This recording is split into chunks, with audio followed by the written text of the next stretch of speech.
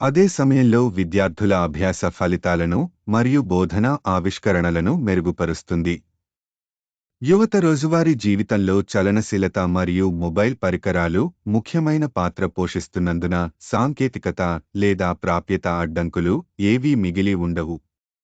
భారతదేశంలో university grants commission (UGC) కూడా ఇప్పుడు ఓపెన్ ఆన్లైన్ కోర్సులను గుర్తిస్తోంది.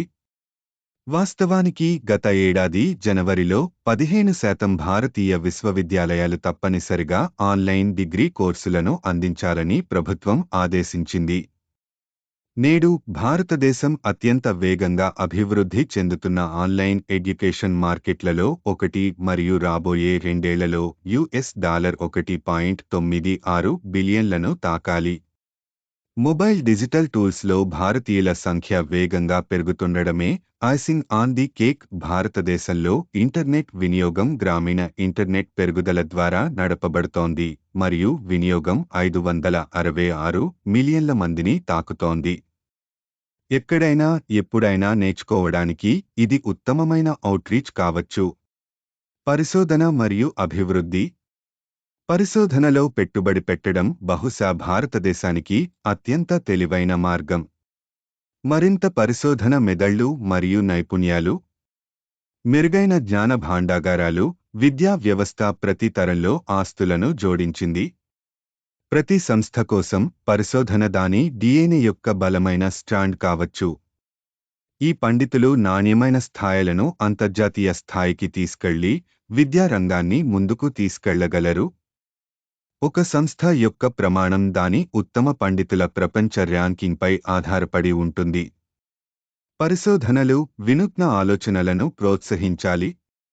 ఈ సమయంలో భారతీయ విశ్వవిద్యాలయాలు మరియు కళాశాలలకు దాదాపు ప్రపంచ స్థాయి మరియు గుర్తింపు లేదు. మేము పరిశోధనపై దృష్టి పెట్టడం లేదు ఎందుకంటే భారతదేశంలో దీనిని పెట్టుబడిగా కాకుండా ఖర్చుగా చూస్తారు.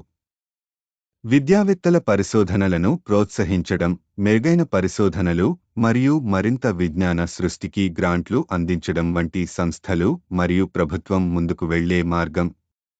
జ్ఞానం మరియు నైపుణ్యాల కోసం వాతావరణాన్ని రూపొందించడం. ముందుచూపుతో కూడిన ప్రణాళికతో భారతీయ విద్యా వ్యవస్థ రాబోయే 5 సంవత్సరాలు లేదా ఒక దశాబ్దంలో ఉన్నత విద్యకు పరివర్తన మరియు వినూత్న విధానాలను అవలంబించే స్థితిలో ఉంటుంది. నైపుణ్యాలు మరియు విద్యా స్థాయిలలో భారతదేశాన్ని ప్రపంచ శక్తిగా మార్చడంపై దృష్టి సారించడం అవసరం. ఈ ప్రపంచంలో కనీసం 4 ఒకరు గ్రాడ్యుయేట్లు భారతీయ విశ్వవిద్యాలయాల పూర్వ విద్యార్థులుగా ఉండాలని మరియు కనీసం 20 భారతీయ విశ్వవిద్యాలయాలు ప్రపంచంలోనే ఉండాలనేది కల. టాప్ 200 విద్య యొక్క సాంకేతిక భవిష్యత్తు.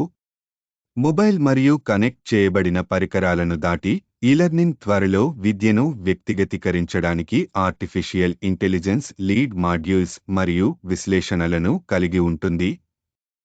వేగం, చురుకుదనం మరియు విద్యార్థుల మద్దతును అందించే వాతావరణంతో ఇక్కడ మంచి విద్యా ప్రమాణాల అంచనాలు ఉన్నాయి. ఉపాధ్యాయుల కోసం రీస్కిల్లింగ్ కూడా మరింత దృష్టి కేంద్రీకరించబడుతుంది మరియు నిపుణుల కోసం ఉన్నత నైపుణ్యాల సెట్ల కోసం ధృవపత్రాలు కూడా ఉంటాయి. బిగ్ డేటా మరియు అనలిటిక్స్తో ఆఫర్ల సంఖ్య వైవిధ్యంగా ఉంటుంది మరియు విద్యార్థుల కోసం అనుకూలీకరించబడుతుంది.